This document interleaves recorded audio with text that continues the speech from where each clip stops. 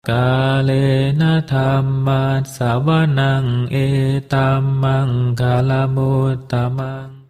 Kita kembali membacakan buku dari Ajahn Chah. Kali ini kita bacakan buku dengan judul Sebatang Pohon di Tengah Hutan, Meditasi dalam Segala Objek Kehidupan, Ajahn Chah. Judul asli, A Tree in a Forest, A Collection of Ajahn Chah's Similes. Penerjemah Badra Wajra Heng Tuan, cetakan 4 November 2010, penerbit Yayasan Karania. Isi buku ini akan dibacakan terbagi dalam beberapa video. Isi buku ini semacam perumpamaan-perumpamaan dari Ajahn Chah. Selamat mendengarkan, semoga Anda berbahagia.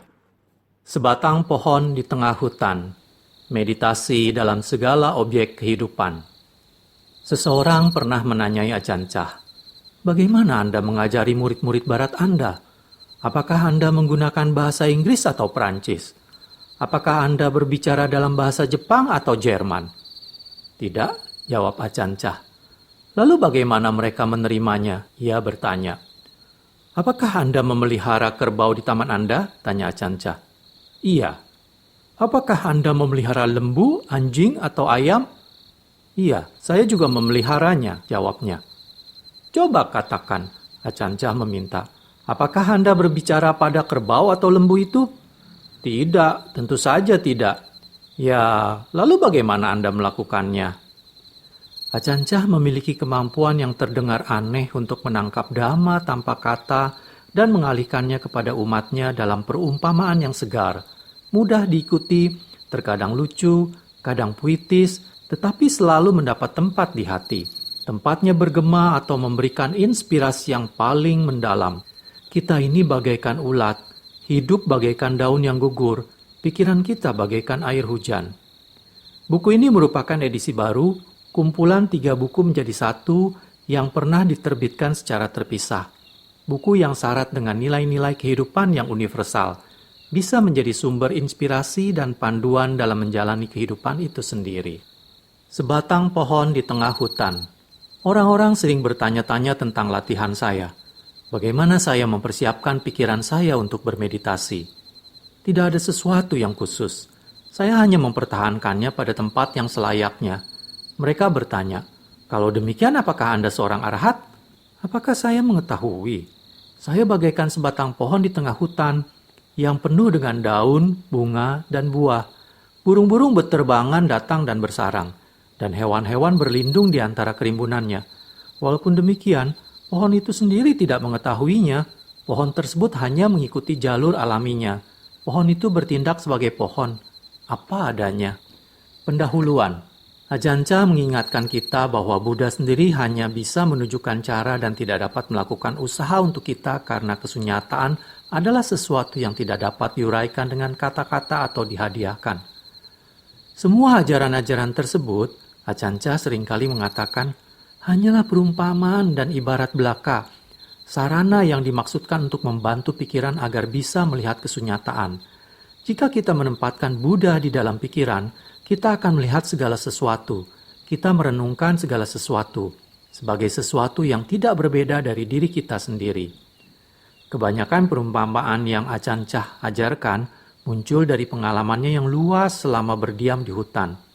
Seluruh latihannya hanyalah untuk memperhatikan, sepanjang waktu bersikap terbuka, dan waspada sepenuhnya terhadap segala sesuatu yang terjadi baik di dalam maupun di luar dirinya. Ia bisa mengatakan bahwa latihannya tidaklah luar biasa. Ia seperti yang dikatakannya, bagaikan sebatang pohon di tengah hutan. Pohon tersebut adalah seperti apa adanya, ia berkata. Dan Ajahn Chah juga seperti apa adanya. Akan tetapi, dari kondisi yang tidak luar biasa ini, muncullah pemahaman yang mendalam atas dirinya dan dunia. Ajahn Chah sering mengatakan, Dharma senantiasa mengungkapkan diri setiap saat, tetapi hanya pada saat pikiran tenang. Kita bisa memahami apa yang diungkapkan itu karena Dharma mengajar tanpa kata-kata. Ajahn Chah memiliki kemampuan yang terdengar aneh untuk menangkap Dharma tanpa kata itu, dan mengalihkannya kepada umatnya dalam bentuk perumpamaan yang segar, mudah diikuti, terkadang lucu, kadang puitis, tetapi selalu mendapat tempat di hati. Tempatnya bergema atau memberikan inspirasi yang paling mendalam. Kita ini bagaikan ulat, hidup bagaikan daun yang gugur, pikiran kita bagaikan air hujan. Ajaran Acan Chah penuh dengan perumpamaan dan ibarat seperti ini. Kami pikir akan sangat bermanfaat untuk mengumpulkan semua ini dalam bentuk buku sebagai sumber inspirasi bagi Anda yang mungkin menginginkan penyegaran pikiran dari kejenuhan dunia ini dan mencari tempat berteduh dalam kesejukan dan kerimbunan sebatang pohon di tengah hutan. Pengantar, buku Sebatang Pohon di Tengah Hutan merupakan buku yang ditulis oleh Ajahn Chah, seorang biku hutan yang sangat terkenal. Banyak buku beliau yang telah diterjemahkan ke dalam bahasa Indonesia. Salah satunya adalah buku ini. Buku ini pernah diterbitkan oleh penerbit Karania beberapa waktu lalu. Karena banyak permintaan dari para pembaca, maka buku ini dicetak ulang dengan beberapa penyuntingan ulang dan tata letak baru. Pada cetakan pertama, buku ini merupakan buku berseri dalam 3 jilid. Namun pada cetakan kedua ini, ketiga, jilid buku ini dikompilasi menjadi satu buku dengan judul yang sama. Pengelana yang tidak bertujuan. Apabila tidak mempunyai rumah sendiri, kita bagaikan seorang pengelana yang tidak mempunyai tujuan berjalan di alam terbuka. Berjalan ke arah ini dan kemudian ke arah itu. Berhenti sebentar dan kemudian meneruskan perjalanan kembali. Sesaat tiba di rumah, apapun yang kita lakukan, kita rasa tidak melelahkan. Sama seperti seseorang yang telah meninggalkan kampung halamannya untuk berkelana. Hanya setelah ia tiba di rumahnya sendirilah, ia bisa merasa lega dan santai. Tidak ada satupun tempat di dunia ini yang bisa menawarkan kedamaian yang sesungguhnya. Inilah sifat dunia. Selamilah diri Anda dan temukanlah di sana. Apabila kita memikirkan Buddha dan betapa nyatanya ajaran yang beliau ajarkan, kita merasakan betapa agung dan terhormatnya beliau. Apabila kita melihat kebenaran akan sesuatu, kita melihat ajarannya. Bahkan walaupun kita tidak pernah mempraktikkan Dharma, akan tetapi walaupun kita tahu tentang Dharma, telah mempelajari dan melatihnya, namun masih juga belum melihat kebenaran akan sesuatu yang kita alami, kita masih merupakan seorang pengelana yang tidak mempunyai arah tujuan. Kulit pisang. Apabila Anda melihat segala sesuatu bagaikan kulit pisang yang tidak berarti untuk Anda akan bebas berjalan di dunia tanpa bisa diubah, tanpa diganggu, tanpa bisa dilukai oleh berbagai jenis peristiwa yang datang dan pergi, baik yang menyenangkan maupun yang tidak menyenangkan. Inilah jalan yang menuntun Anda kepada pembebasan. Orang buta. Badan maupun pikiran terus-menerus muncul dan lenyap. Kondisi lingkungan kita senantiasa bergolak. Alasan kita tidak melihatnya sebagai sesuatu kebenaran ialah karena kita selalu percaya akan ketidakbenaran. Ini ibarat dituntun oleh seorang buta. Bagaimana kita bisa berjalan dengan aman dalam keadaan seperti ini? Seorang buta hanya bisa menuntun kita menuju hutan belantara dan semak belukar. Bagaimana mungkin ia menuntun kita ke tempat yang aman sementara ia buta? Demikian pula, pikiran kita ditipu oleh kondisi, menciptakan penderitaan pada saat mencari kebahagiaan, memunculkan kesukaran pada saat kita mencari kemudahan. Pikiran seperti ini hanya mungkin memberikan kesukaran dan penderitaan. Sebenarnya, kita ingin membebaskan diri dari penderitaan dan kesukaran, tetapi kita kembali menghadapi hal-hal itu. Lalu, yang kita lakukan ialah mengeluh. Kita menciptakan penyebab yang buruk. Dan alasan kita melakukannya ialah karena kita tidak tahu kenyataan tentang tampak luar dan suatu kondisi serta mencoba melekat padanya. Sebotol obat. Kita bisa mengumpamakan latihan dengan sebotol obat yang diberikan oleh seorang dokter kepada pasiennya. Di botol tersebut tertera cara menggunakan obat itu. Tetapi walau berapa ratus kali pun si pasien membaca petunjuk pemakaian itu, ia akan meninggal jika hanya itu yang dilakukannya. Dia tidak akan mendapatkan manfaat dari obat itu. Dan sebelum meninggal, ia akan mengeluh dengan sedih bahwa dokter yang mengobatinya bukanlah dokter yang pintar, bahwa obat yang diberikan kepadanya bukanlah obat yang tepat. Dia akan berpikir bahwa dokter itu palsu atau obat itu tidak bermanfaat. Dan walaupun demikian, dia masih saja menghabiskan waktu untuk memeriksa obat itu dan membaca petunjuk pemakaiannya. Dia belum mengikuti anjuran dokter dan meminum obat tersebut. Jika si pasien telah mengikuti anjuran dari dokter dan meminum obat secara teratur sebagaimana diinstruksikan, dia akan sembuh. Para dokter memberikan obat untuk mengurangi rasa sakit dari tubuh. Ajaran dari Buddha diberikan untuk mengobati penyakit pikiran dan mengembalikannya ke kondisi sehatnya semula. Dengan demikian, Buddha dapat dianggap sebagai seorang dokter yang menawarkan penyembuhan bagi penyakit pada pikiran yang dijumpai pada setiap manusia tanpa kecuali. Apabila Anda melihat adanya penyakit pikiran ini, tidakkah bijaksana untuk mengambil dharma sebagai penopang, sebagai obat untuk menyembuhkan penyakit itu? Anak yang sedang bermain. Apabila kita telah sering merenungkan sifat hati yang hakiki, kita akan memahami bahwa hati ini adalah seperti apa adanya dan tidak mempunyai sifat yang lain dari itu. Kita akan tahu bahwa hati adalah hati, itulah sifatnya. Jika kita memahami ini secara jelas, kita akan bisa terlepas dari berbagai pikiran dan perasaan, dan kita tidak perlu lagi menambahkan sesuatu jika kita terus-menerus meyakinkan diri kita bahwa begitulah adanya. Apabila sifat hati yang hakiki dipahami secara mendalam, segala sesuatu akan dibiarkan berlalu. Pikiran dan perasaan masih akan tetap ada, tetapi pikiran dan perasaan tersebut akan bisa dikuasai. Sama halnya ketika untuk pertama kali kita diganggu oleh seorang anak kecil yang suka bermain-main dengan cara-cara yang menjengkelkan kita, sehingga kita memarahi atau memukulnya. Akan tetapi, kemudian kita sadar bahwa bermain dan bertingkah laku seperti itu adalah lumrah bagi seorang anak yang masih kecil. Kita membiarkannya, dan masalah kita pun selesai. Mengapa bisa demikian? Karena kita sekarang telah bisa menerima kewajaran hidup seorang anak. Pola pandang kita telah berubah, dan sekarang kita menerima sifat alami segala sesuatu.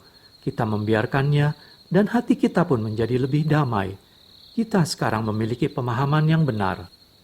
Ular kobra. Kegiatan batin kita ibarat seekor ular kobra beracun. Jika kita tidak mengganggunya, ular itu akan berlalu tanpa mengusik kita. Walaupun bisa sangat beracun, kita tidak terpengaruh olehnya. Kita tidak mendekati dan menangkapnya. Ular itu tidak akan menggigit kita. Ular kobra itu melakukan apa yang alami baginya. Itulah hidupnya. Jika Anda cukup pintar, Anda akan membiarkannya. Demikian pula, Anda membiarkan sesuatu yang tidak baik. Anda membiarkan sesuatu sesuai dengan sifatnya. Anda juga membiarkan sesuatu yang baik. Jangan terikat pada sikap suka dan tidak suka, sama seperti Anda tidak mengganggu ular kobra itu. Seseorang yang pintar akan bersikap demikian terhadap berbagai perasaan hati yang muncul dalam pikirannya. Pada saat kebaikan muncul, kita membiarkannya. Kita memahami sifatnya. Demikian pula, kita membiarkan yang tidak baik. Kita membiarkannya sesuai dengan sifatnya. Kita tidak terikat pada apapun karena kita tidak menginginkan sesuatu. Kita tidak menginginkan kejahatan. Kita tidak menginginkan kebajikan. Kita tidak menginginkan kesukaran atau kemudahan, kebahagiaan atau penderitaan. Apabila keinginan kita sudah berakhir, kedamaian akan tertanam dengan kokoh. Batok kelapa. Nafsu keinginan adalah kekotoran. Tetapi kita pertama sekali harus memiliki nafsu keinginan untuk bisa mulai melaksanakan jalan. Andaikan Anda membeli sebuah kelapa di pasar, dan pada saat membawanya pulang, seseorang bertanya, "Mengapa Anda membeli kelapa?" "Saya ingin memakannya." "Apakah Anda ingin memakan batoknya juga?" "Tentu saja tidak." "Saya tidak mengerti, jika Anda tidak ingin memakan batok, mengapa Anda membelinya?" Baiklah, apa yang Anda katakan? Bagaimana Anda menjawab pertanyaan itu? Kita berlatih dengan memulainya dari nafsu keinginan. Jika kita tidak memiliki nafsu keinginan, kita tidak akan bisa berlatih. Merenung dengan cara ini dapat membangkitkan kebijaksanaan. Tahukah Anda, sebagai contoh, kelapa-kelapa itu, apakah Anda juga akan memakan batoknya? Batok dan sabutnya diperlukan untuk membungkus buah kelapa itu. Setelah Anda memakan buah kelapa, batok dan sabutnya Anda buang saja, bukan? Latihan kita juga seperti ini. Kita tidak akan memakan batoknya, tetapi belum waktunya untuk membuang batok itu. Kita mempertahankannya dahulu, sebagaimana kita lakukan terhadap nafsu keinginan. Beginilah cara kita berlatih. Jika ada seseorang yang ingin menuduh kita memakan batok kelapa, itu urusan mereka. Kita hanya perlu sadar atas apa yang kita lakukan. Memasak. Pertama kali kita melatih perbuatan dan ucapan agar bebas dari hal-hal yang tidak bermanfaat, yang merupakan kebajikan. Sebagian orang mengira bahwa untuk memiliki kebajikan, Anda harus menghafal istilah-istilah Pali dan membacakan parita siang malam. Tetapi yang sebenarnya harus Anda lakukan ialah mengusahakan agar perbuatan dan ucapan Anda tidak tercela, dan itulah kebajikan. Ini tidak terlalu sukar untuk dipahami. Ibarat memasak makanan, memasukkan sedikit bahan ini dan sedikit bumbu itu hingga rasanya sesuai, dan masakan akan menjadi lezat. Setelah terasa lezat, Anda tidak perlu lagi menambahkan apa-apa. Bahan dan bumbu yang tepat telah dimasukkan. Dengan cara yang sama, memperhatikan perbuatan dan ucapan kita agar benar akan menghasilkan kebajikan yang lezat, kebajikan yang tepat. Orang gila, andaikan suatu pagi, Anda sedang dalam perjalanan menuju kantor, dan seseorang berteriak menghina Anda. Segera setelah Anda mendengar hinaan darinya, pikiran Anda berubah dari kondisi biasanya. Anda tidak merasa senang, Anda merasa marah dan tersinggung, Anda ingin menghajarnya. Beberapa hari kemudian, seseorang datang ke rumah Anda dan memberitahukan, orang yang mengumpat Anda hari itu adalah orang gila. Sudah bertahun-tahun, dia mengumpat setiap orang juga. Tidak ada yang memperhatikan ucapan orang itu. Begitu Anda mendengar hal ini, Anda seketika itu juga merasa lega. Kemarahan dan rasa jengkel Anda yang selama ini Anda pendam di dalam diri Anda hanyut sepenuhnya. Mengapa? Karena sekarang Anda tahu kenyataannya. Sebelumnya, Anda tidak tahu. Anda mengira orang tersebut adalah normal, jadi Anda kesal terhadapnya dan itu membuat Anda menderita. Akan tetapi, begitu Anda menemukan kenyataannya, segala sesuatu berubah. Oh, ternyata dia gila. Segala sesuatu menjadi jelas. Apabila Anda mengetahui hal ini, Anda merasa lega karena Anda memahaminya sendiri. Setelah tahu, Anda bisa membiarkannya. Jika Anda tidak tahu kenyataannya, Anda akan melekat pada peristiwa itu. Apabila Anda menyangka orang yang menghina Anda adalah orang normal, Anda mungkin akan membunuhnya. Akan tetapi, setelah Anda menemukan kenyataannya bahwa ia gila, Anda merasa lebih lega. Inilah pengetahuan akan kenyataan. Seseorang yang melihat Dharma akan mempunyai pengalaman yang sama. Kemelekatan, kebencian, dan hayalan akan lenyap dengan cara yang sama pula. Selama kita tidak menyadari hal ini, kita berpikir, apa yang harus saya lakukan? Hidup saya penuh dengan ketamakan dan kebencian. Ini bukan pengetahuan yang benar. Sama halnya dengan waktu kita sangka bahwa orang gila itu normal. Ketika akhirnya tahu bahwa ia gila, kita bebas dari rasa khawatir itu. Tidak ada seorang pun yang bisa menunjukkan Anda hal ini. Hanya pada saat pikiran sadar, kemelekatan bisa dicabut dan dilenyapkan. Segelas air. Kebanyakan orang yang mendatangi saya adalah golongan masyarakat yang agak terpelajar. Di antaranya adalah para pedagang, lulusan universitas, guru, dan pejabat pemerintah. Pikiran mereka penuh dengan gagasan tentang sesuatu. Mereka terlalu pintar untuk mendengarkan orang lain. Hal ini diumpamakan segelas air. Jika sebuah gelas penuh berisi dengan air kencing, air kotor, tidak akan ada gunanya. Hanya setelah air kotor itu dibuanglah, gelas menjadi bermanfaat. Anda harus mengosongkan pikiran atas gagasan-gagasan itu. Barulah Anda akan memahaminya. Latihan kita melampaui kepintaran dan kebodohan. Jika Anda pikir bahwa Anda adalah orang yang pintar, kaya, terkenal, dan seorang ahli dalam hal agama Buddha, Anda menutupi kebenaran tentang ketiadaan diri. Yang Anda pahami adalah diri, saya, dan milik saya. Akan tetapi, agama Buddha adalah membiarkan segala sesuatu. Mereka yang terlalu pintar tidak akan mempelajarinya. Mereka ini pertama-tama harus membebaskan diri dari kepintaran, mengosongkan pikiran terlebih dahulu. Bendungan. Usaha memusatkan pikiran adalah latihan untuk membuat pikiran kokoh dan mantap. Ini akan membuahkan kedamaian di dalam pikiran. Biasanya pikiran kita bergerak dan tidak pernah diam, sukar dikendalikan. Pikiran mengikuti kekalutan perasaan yang liar, bagaikan air yang mengalir kemana-mana. Manusia, walaupun demikian, mengetahui cara untuk mengendalikan air sehingga bisa lebih bermanfaat bagi kehidupan umat manusia. Manusia pintar. Mereka tahu cara untuk membendung air, membuat tempat penampung, dan saluran besar. Semua ini hanya untuk mengarahkan air sehingga menjadi lebih bermanfaat, sehingga tidak mengalir dengan sembarangan dan akhirnya berkumpul di tempat yang lebih rendah, manfaatnya terbuang. Demikian pula, pikiran yang dibendung dan dikendalikan, dilatih secara konstan, akan memberikan nilai yang tidak terhitung. Buddha sendiri mengajarkan, pikiran yang telah dikendalikan membuahkan kebahagiaan yang sejati. Jadi, Latihlah pikiran Anda dengan baik untuk mendapatkan manfaatnya yang tertinggi. Demikian pula hewan-hewan yang berada di sekitar kita, gajah, kuda, kerbau, dan lain-lain, harus dilatih sebelum digunakan untuk membantu pekerjaan manusia. Hanya setelah dilatihlah, tenaga mereka bermanfaat bagi manusia. Dengan cara yang sama, pikiran yang telah dilatih akan memberikan manfaat yang berkali-kali lipat lebih baik dibandingkan dengan pikiran yang belum terlatih.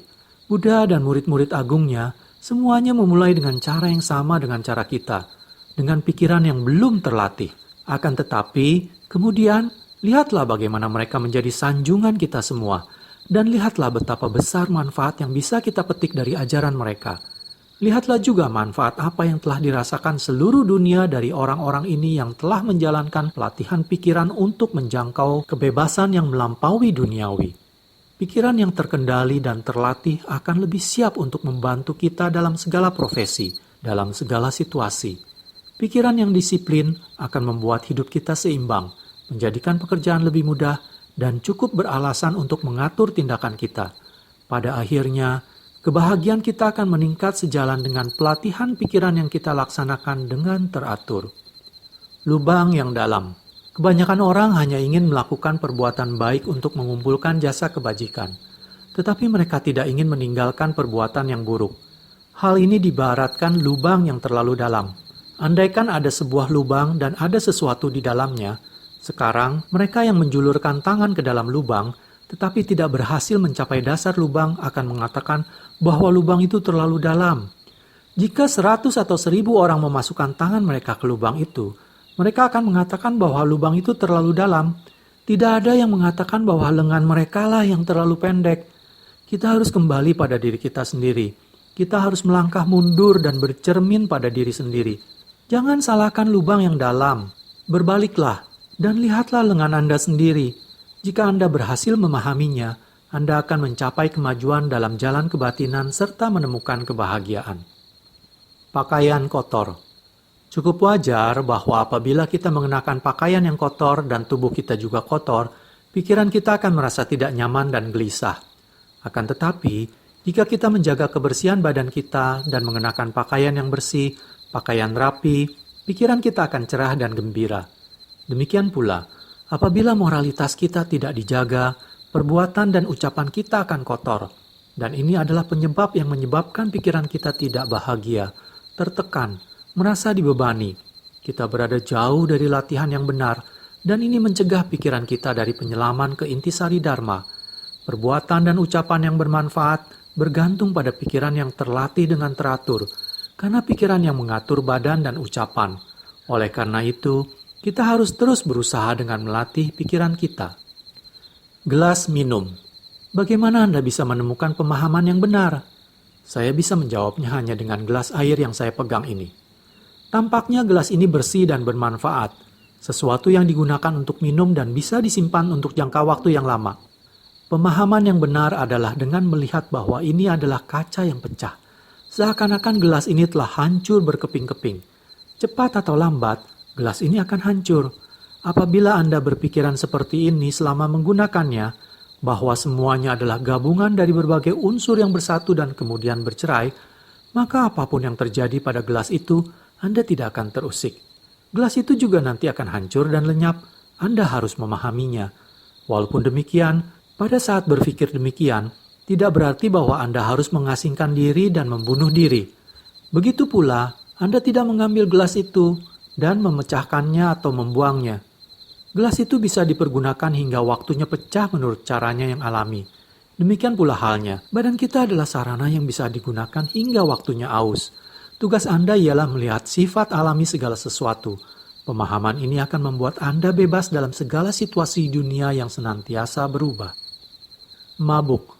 Setiap orang yang melekat pada nafsu indera bagaikan seorang pemabuk yang hatinya belum rusak. Dia tidak tahu batasnya.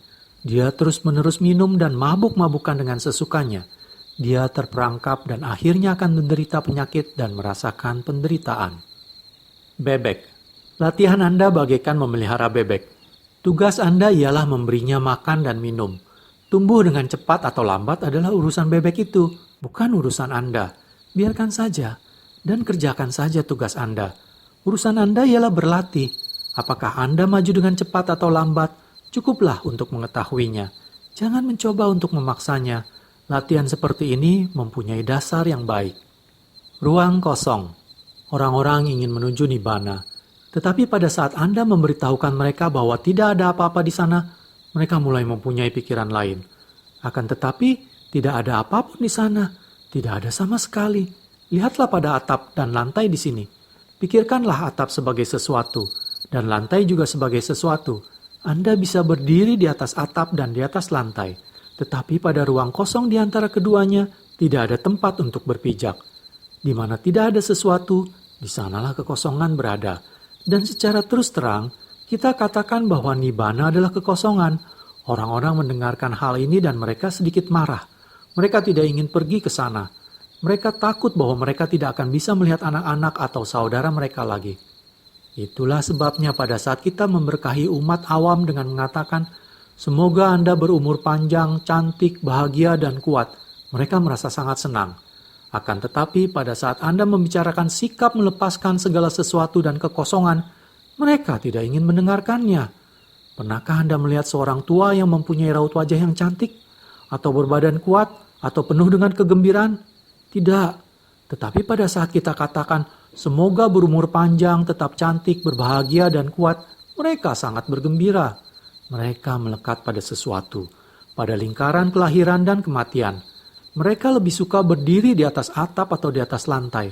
Sedikit sekali di antara mereka yang berani berdiri di ruang antara yang kosong. Keluarga. Jika Anda ingin mencari Dharma, tidak ada hubungannya dengan hutan, gunung, atau gua. Dharma hanya ada di dalam hati. Dharma mempunyai bahasa praktisnya sendiri. Terdapat banyak perbedaan antara konsep dan pengalaman langsung. Ke dalam segelas air hangat, siapapun yang mencelupkan tangannya akan mengalami hal yang sama, panas, yang bisa diungkapkan dengan berbagai istilah dalam bahasa yang berbeda-beda. Demikian pula, siapapun yang melihat hati secara mendalam akan merasakan hal yang sama, apapun latar belakang budaya, tempat, atau bahasanya. Jika di dalam hati Anda mengalami rasa kesunyataan, rasa dharma, Anda bagaikan menjadi sebuah keluarga besar, bagaikan ayah dan ibu, adik dan kakak, karena Anda telah merasakan inti hati itu yang sama bagi semuanya. Pupuk. Kekotoran batin kita bagaikan pupuk bagi latihan kita. Ini bagaikan memanfaatkan kotoran ayam dan sapi untuk memupuk pohon buah kita sehingga buahnya terasa manis dan melimpah.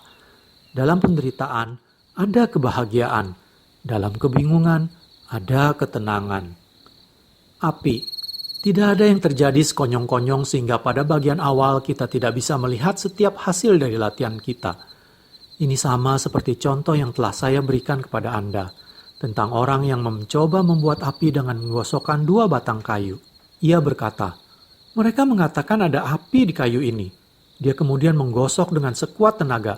Dia sangat giat. Dia terus-menerus menggosok, tetapi ketidaksabarannya belum juga hilang. Dia ingin mendapatkan api, tetapi apinya masih juga belum muncul, sehingga dia putus asa dan berhenti untuk beristirahat sejenak. Kemudian dia memulai lagi, tetapi panas awal kayu itu sudah tidak ada, jadi prosesnya menjadi lebih lama. Dia tidak melakukannya dengan cukup lama. Dia menggosok-gosok hingga lelah dan kemudian berhenti lagi. Ini tidak saja membuatnya lelah, tetapi juga menjadi semakin putus asa. Tidak ada api pada kayu ini. Dia akhirnya memutuskan demikian dan berhenti berusaha lagi. Sebenarnya, dia sedang berusaha, tetapi belum ada panas yang cukup untuk membangkitkan api. Api ada di sana sepanjang waktu, tetapi dia tidak meneruskannya hingga akhir. Setelah kita mampu mencapai kedamaian, pikiran akan tetap berlanjut sebagaimana sebelumnya. Untuk alasan ini, guru mengatakan, teruskanlah melakukannya, teruskan berlatih. Kita mungkin berpikir, jika saya belum memahami, bagaimana bisa saya melakukannya? Hingga saat kita telah mampu berlatih dengan teratur, kebijaksanaan tidak akan muncul. Jadi, kita hanya perlu terus-menerus melakukannya. Jika kita berlatih tanpa berhenti, kita akan mulai berpikir tentang apa yang bisa kita kerjakan dan memperhatikan latihan kita. Ikan. Kita tidak mengharapkan nafsu keinginan, tetapi tanpa nafsu keinginan, untuk apa kita berlatih? Kita harus memiliki nafsu keinginan untuk bisa berlatih. Sikap ingin dan tidak ingin adalah kekotoran. Keduanya merupakan masalah, hayalan, gejala kekurangan kebijaksanaan. Buddha mempunyai nafsu keinginan juga. Nafsu keinginan kita tetap ada sepanjang waktu. Hanya merupakan suatu kondisi pikiran. Mereka yang memiliki kebijaksanaan, walaupun demikian, mempunyai nafsu keinginan, tetapi tidak memiliki kemelekatan. Nafsu keinginan kita bagaikan menangkap seekor ikan besar dengan jala. Kita harus menunggu hingga ikan itu kehabisan tenaga. Barulah bisa kita tangkap dengan mudah. Akan tetapi, kita senantiasa memperhatikannya sehingga ikan itu tidak lolos. Ikan dan kodok. Jika Anda melekat pada indera, Anda bagaikan seekor ikan yang tersangkut pada kail. Pada saat si pemancing datang, bagaimanapun Anda berusaha, Anda tidak akan bisa lolos. Sebenarnya, Anda tidak terperangkap seperti seekor ikan, tetapi lebih menyerupai seekor kodok. Seekor kodok tertangkap dalam kondisi kail menyangkut pada ususnya. Ikan hanya terkail pada mulutnya saja. Jala ikan. Jika Anda dapat melihat bahaya dan keuntungan sesuatu, Anda tidak perlu menunggu hingga orang lain memberitahukan Anda. Ada suatu cerita tentang seorang nelayan yang menemukan sesuatu di dalam jalannya. Dia tahu bahwa ada sesuatu di sana. Dia bisa mendengar suara sesuatu yang menggelepar-gelepar dari dalam jala. Karena mengira bahwa itu adalah ikan, ia menjulurkan tangannya ke dalam jala itu. Dia tidak bisa melihatnya, jadi ia tidak yakin apa sebenarnya benda itu. Mungkin saja itu belut atau ular. Jika membuangnya, ia mungkin akan menyesal. Bisa saja yang ada di dalam itu adalah belut yang enak dimakan. Akan tetapi, jika ia membiarkannya di dalam dan ternyata adalah seekor ular, hewan itu bisa menggigitnya. Akan tetapi, keinginannya begitu kuat sehingga dia membiarkannya dengan menganggap itu adalah seekor belut. Pada saat dia mengeluarkannya dan melihat bahwa itu adalah ular, dia tidak akan segan-segan membuangnya. Dia tidak perlu menunggu hingga orang lain berteriak, "Hei, itu ular, cepat lari!" Penglihatannya dengan lebih jelas memberitahu dia apa yang harus diperbuat dibandingkan kata-kata. Mengapa? Karena ia memahami bahayanya. Ular akan menggigit dan membuat Anda merasa sakit atau membunuh Anda. Siapa yang harus memberitahukan ini kepadanya? Dengan cara yang sama, jika kita berlatih hingga kita melihat segala sesuatu apa adanya, kita tidak akan mendekati hal-hal yang membahayakan kita. Nelayan. Latihan perenungan kita akan membawa kita pada pemahaman. Marilah kita ambil contoh seorang nelayan yang menarik jala yang berisi ikan besar. Bagaimana perasaan dia saat menarik jalanya? Jika dia takut ikan itu lepas, dia akan terburu-buru dan mulai berjuang keras demi jala itu, menarik dan melawan gerakan-gerakan ikan itu. Sebelum disadarinya, ikan besar itu sudah akan terlepas. Nelayan itu berusaha terlalu keras. Pada zaman dahulu kala, orang-orang mengajarkan bahwa kita harus melakukannya dengan bertahap, dengan berhati-hati menariknya tanpa meloloskannya. Demikian pula halnya dengan latihan kita. Kita melangkah tahap demi tahap, sejalan dengan usaha kita, dengan penuh hati-hati menarik tanpa memberinya kesempatan untuk lolos. Mungkin kita tidak ingin melihat, mungkin kita tidak ingin mengetahuinya, tetapi kita terus mengusahakannya, kita terus merasakannya. Inilah latihan kita. Jika kita ingin melakukannya, kita lakukan. Jika kita tidak merasa ingin melakukannya, kita pun tetap melakukan hal yang sama. Kita senantiasa melakukannya. Jika kita bersemangat melakukan latihan, kekuatan keyakinan kita akan memberikan energi pada yang kita kerjakan. Akan tetapi, pada tahap ini, kita masih saja tanpa kebijaksanaan.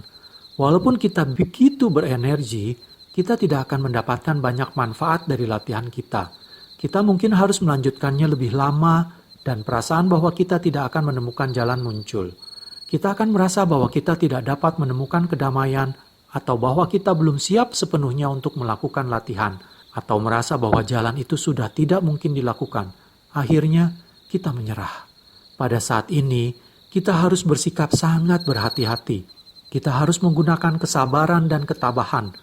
Sama halnya dengan menarik jala berisi ikan besar. Kita secara bertahap akhirnya bisa mendapatkannya. Kita dengan berhati-hati menariknya. Perjuangan kita tidak akan terlalu menyulitkan sehingga kita terus-menerus menariknya tanpa berhenti. Akhirnya, setelah beberapa saat, ikan itu akan lelah dan berhenti menggelepar sehingga kita bisa menangkapnya dengan mudah. Biasanya, demikianlah prosesnya. Kita berlatih dengan bertahap dan dengan hati-hati mengumpulkannya. Beginilah cara kita melakukan perenungan itu. Lampu senter. Di dalam agama Buddha, kita tiada henti-hentinya mendengar tentang melepaskan sesuatu dan tidak melekat pada apapun. Apakah maksudnya? Maksudnya ialah berpegang tetapi tidak melekat. Ambil lampu senter sebagai contoh. Kita terheran-heran. Apakah itu? Lalu kita mengambilnya. Oh, ternyata sebuah lampu senter. Kemudian kita meletakkannya kembali. Kita berpegang pada sesuatu dengan demikian. Kita tidak berpegang pada apapun. Apa yang bisa kita lakukan? Kita tidak akan bisa melakukan meditasi berjalan atau apapun. Jadi kita harus berpegang pada sesuatu terlebih dahulu. Ini adalah nafsu keinginan. Ya, benar. Tetapi kemudian akan menuntun menuju penyempurnaan. Sama halnya dengan datang ke sini. Pertama-tama Anda harus berniat untuk datang ke sini. Jika Anda tidak ingin melakukannya, Anda tidak akan berada di sini. Kita melakukan sesuatu karena rasa ingin. Tetapi pada saat nafsu keinginan itu muncul, kita tidak melekat padanya. Seperti juga kita tidak melekat pada lampu senter itu. Apakah itu? Kita ambil. Oh, ternyata lampu senter. Kita kemudian meletakkannya kembali. Inilah yang dimaksud dengan berpegang tetapi tidak melekat. Kita mengetahui dan kemudian membiarkannya lepas. Kita tidak dengan bodoh melekat padanya. Tetapi kita memegangnya dengan kebijaksanaan dan kemudian membiarkannya lepas. Baik atau buruk, kita melepaskannya. Jalan layang. Sungguh salah untuk terus-menerus memandang bahwa kita jatuh dalam sangkara atau bahwa kita berbahagia maupun tidak berbahagia. Pola pandang seperti ini bukanlah pengetahuan yang penuh dan jelas tentang sifat alami sesuatu. Kebenarannya ialah bahwa kita tidak bisa memaksakan sesuatu untuk mengikuti keinginan kita. Semuanya mengikuti proses alami. Suatu bahan perbandingan yang sederhana adalah sebagai berikut. Andaikan Anda duduk di tengah-tengah suatu jalan layang yang penuh dengan mobil dan truk berkecepatan tinggi melaju ke arah Anda tidak bisa marah dan berteriak, "Jangan menyetir di sini! Jangan mengemudikan mobil di sini!" Itu adalah jalan layang. Anda tidak bisa berkata begitu. Jadi, apa yang bisa Anda lakukan? Anda meninggalkan jalan tersebut. Jalan adalah tempat mobil melaju. Jika Anda tidak menginginkan mobil ada di sana, Anda akan menderita. Sama halnya dengan sangkara. Kita katakan itu mengganggu kita. Misalnya pada saat kita sedang duduk bermeditasi dan mendengar suara-suara, kita berpikir, suara-suara itu mengganggu saya. Jika kita menganggap bahwa suara itu mengganggu, kita akan menderita sebagai akibatnya. Jika kita menyelidikinya lebih mendalam, kita akan tahu bahwa kitalah yang mengganggu suara itu. Suara adalah sesuatu yang berbunyi. Jika kita memahami sedemikian, tidak akan ada lagi yang perlu dilakukan. Kita cukup membiarkannya saja. Kita sadar bahwa suara dan kita adalah dua hal yang terpisah. Inilah pengetahuan yang sebenarnya akan kebenaran. Anda memandang dari dua sisi sehingga Anda mendapatkan kedamaian. Jika Anda hanya meninjau dari satu sisi, Anda akan mendapatkan penderitaan. Pada saat Anda memandang dari dua sisi, Anda mengikuti jalan tengah. Inilah cara melatih pikiran yang benar. Inilah yang kita sebut dengan mempertajam pemahaman. Dengan cara yang sama, sifat dari semua sangkara adalah tidak kekal dan akan mati. Tetapi kita ingin merangkulnya. Kita membawa dan mengidamkannya. Kita menginginkannya menjadi sesuatu yang benar. Kita hendak mencari kebenaran dalam sesuatu yang tidak benar. Apabila seseorang memandang dengan pola seperti ini dan melekat pada sangkara sebagaimana pada dirinya, dia akan menderita. Buddha mengajak kita untuk merenungkan hal ini. Kodok. Semakin Anda mengabaikan latihan, semakin Anda malas pergi ke wihara untuk mendengarkan ajaran, pikiran akan semakin tenggelam ke dalam rawa, bagaikan seekor kodok yang terperosok ke dalam lubang. Seseorang datang mengailnya, dan matilah kodok itu. Dia tidak mempunyai kesempatan. Yang bisa dilakukannya hanyalah mengintip keluar dan ditangkap. Jadi, waspadalah agar Anda tidak membuat diri Anda mundur dan jatuh ke dalam lubang. Seseorang bisa saja memasang perangkap dan menangkap Anda. Di rumah, dalam keadaan diusik anak-anak dan cucu-cucu serta harta kekayaan Anda, kondisi Anda bahkan lebih buruk dari kodok itu. Anda tidak tahu bagaimana harus tidak terikat pada ini semua. Pada saat usia tua, penyakit dan kematian datang, apa yang akan Anda lakukan? Inilah kail yang akan menangkap Anda. Ke arah manakah Anda akan melarikan diri? Pohon buah. Kadang-kadang, pada saat sebuah pohon buah sedang berbunga, angin sepoi-sepoi akan meniup jatuh bunga-bunga itu ke tanah. Beberapa tunas tetap bertahan dan tumbuh menjadi buah hijau kecil. Angin bertiup, dan sebagian diantaranya jatuh juga. Yang lain bertahan hingga menjadi buah yang hampir matang, atau ada yang bahkan menjadi benar-benar matang, sebelum akhirnya jatuh tertiup angin. Demikian pula lah manusia.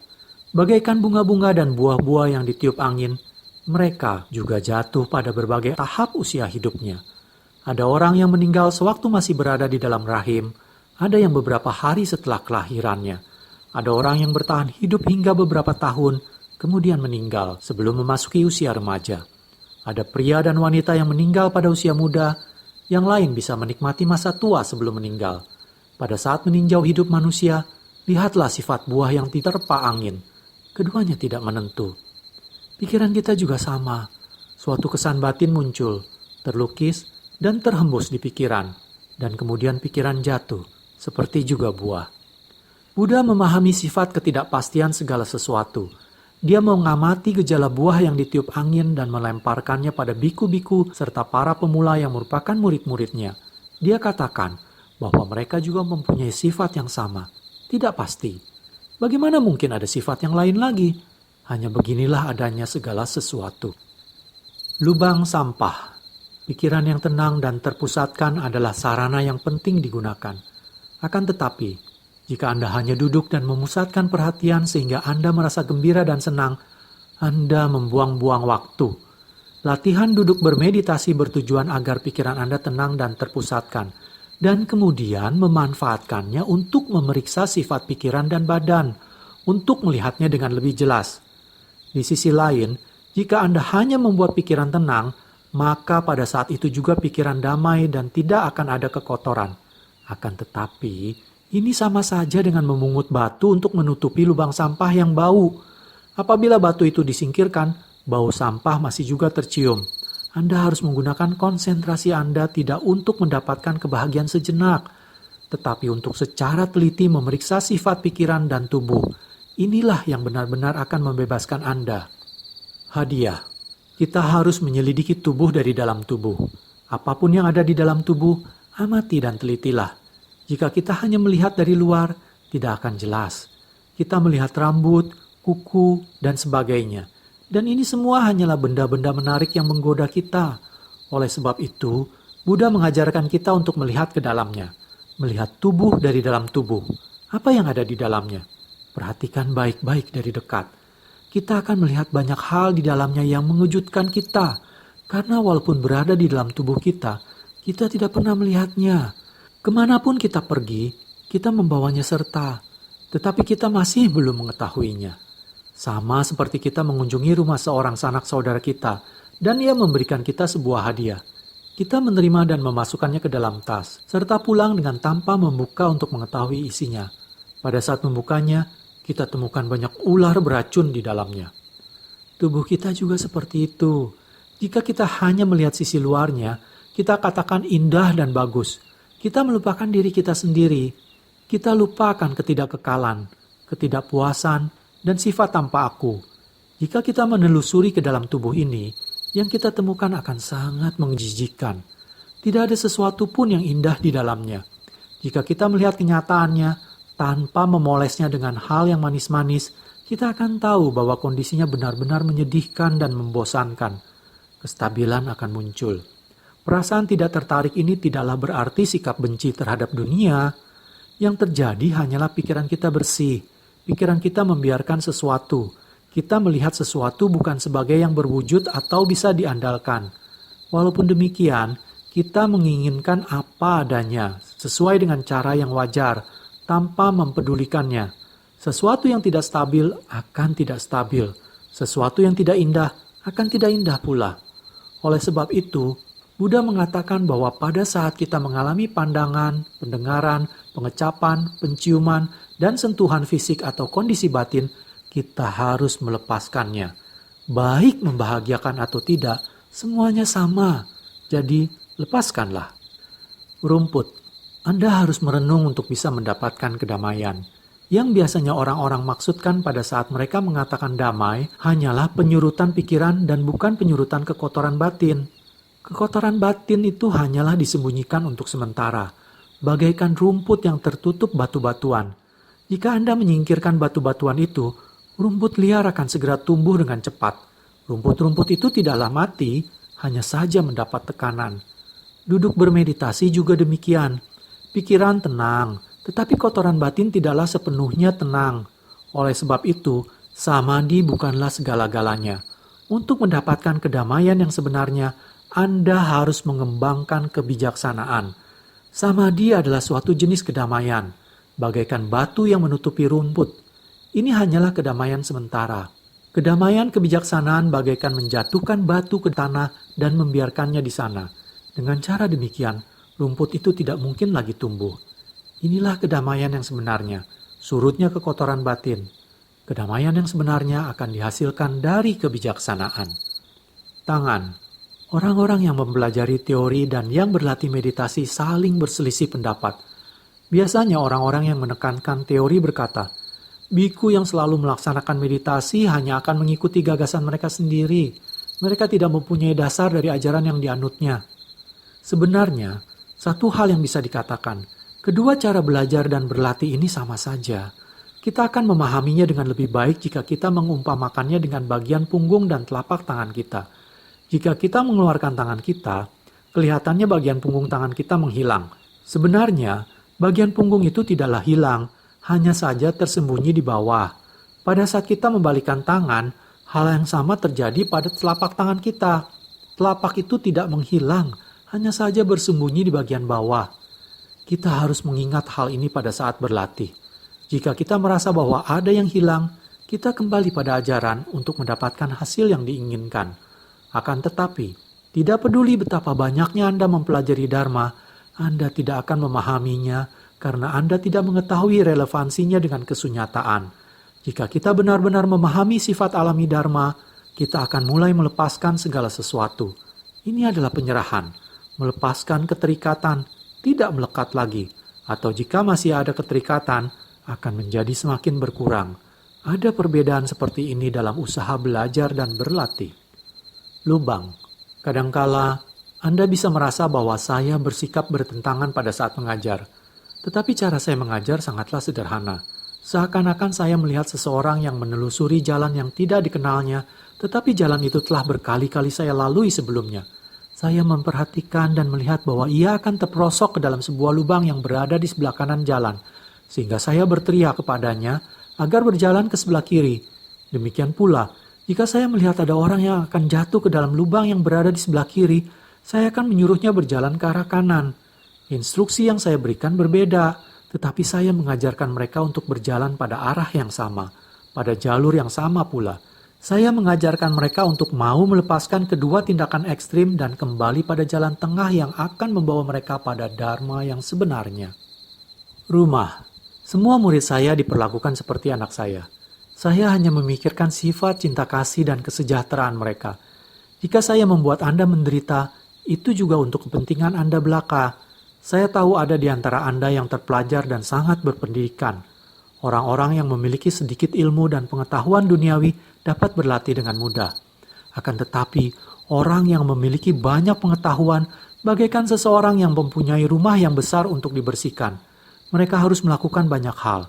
Akan tetapi, setelah rumah itu dibersihkan, mereka akan memiliki ruang tinggal yang nyaman dan luas. Bersabarlah. Kesabaran dan ketabahan dibutuhkan dalam latihan kita. Ibu rumah tangga. Jangan berlaku seperti seorang ibu rumah tangga yang membersihkan piring-piring dengan penuh hati-hati. Dia begitu serius mencuci piring sehingga tidak menyadari bahwa pikirannya sendiri kotor. Apakah Anda pernah menjumpai hal ini? Dia hanya memperhatikan piring-piring itu. Dia telah melihat terlalu jauh dari dirinya, bukan?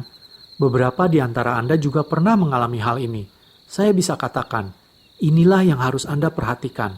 Orang-orang senantiasa memusatkan perhatian pada piring-piring, tetapi mereka membiarkan pikiran mereka kotor. Ini tidak baik.